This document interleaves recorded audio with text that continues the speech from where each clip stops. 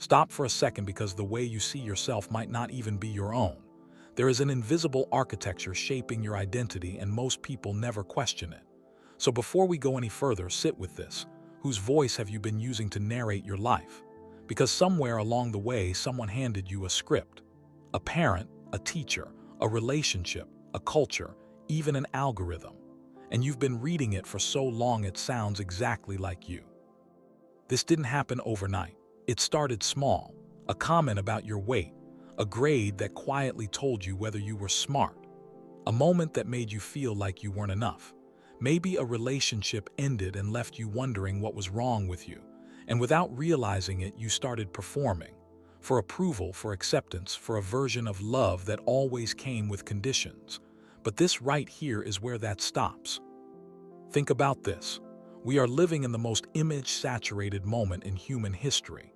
The average person sees between 4,000 and 10,000 ads every single day. And almost every one of them is built on the same message. You are not enough yet.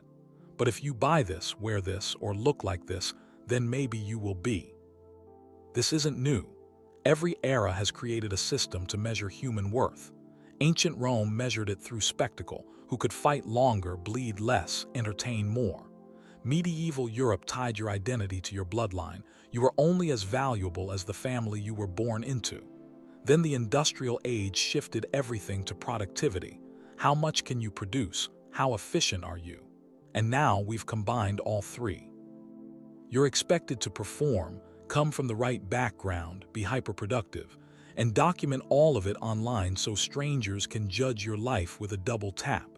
It's exhausting.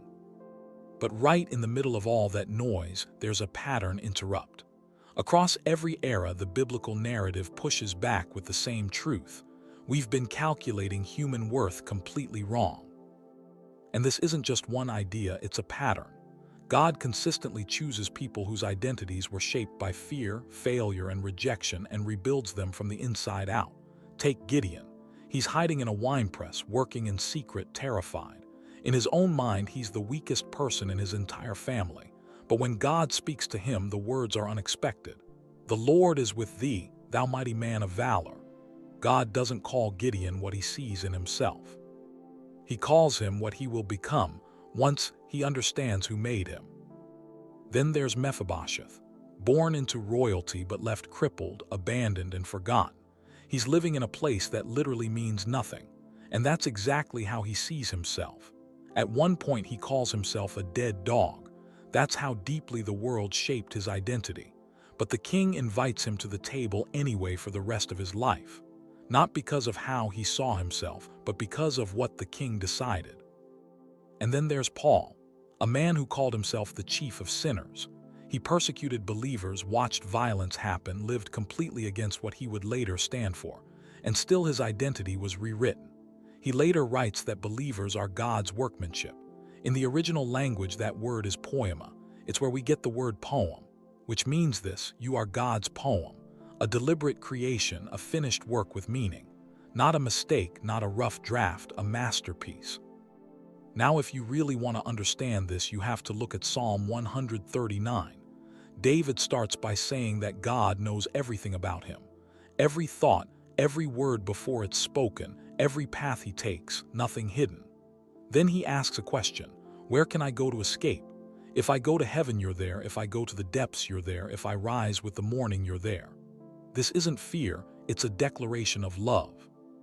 There is no version of him, no failure, no darkness that exists outside of God's presence. Now compare that to the world's system. The world says, show me your best self and maybe I'll accept you.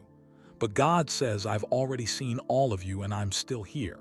That's why David concludes, I am fearfully and wonderfully made.